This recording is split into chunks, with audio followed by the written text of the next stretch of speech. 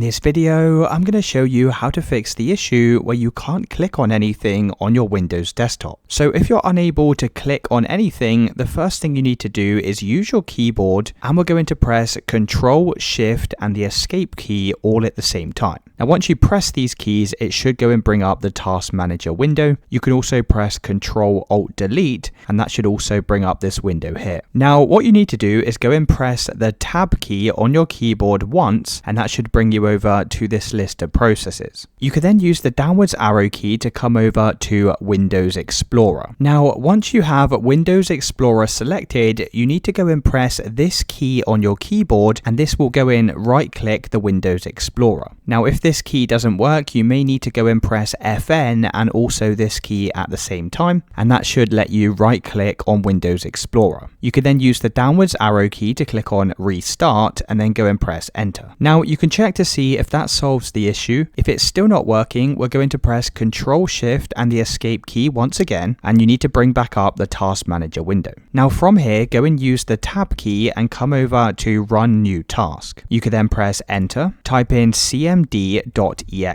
and then use Tab to come down to this checkbox. You can then press the spacebar key to go and select this, and then use the Tab key to select OK and press Enter. Now in this window, go and type in GP update and then press Enter. You'll then need to type in chk dsk space c : and then press Enter. And then you'll need to wait a few minutes while this checks your disk. Now you can check to see if that solves the issue. Otherwise, the next solution is to go and press the Windows and the R key on your keyboard. In this window here, type in devmgmt.msc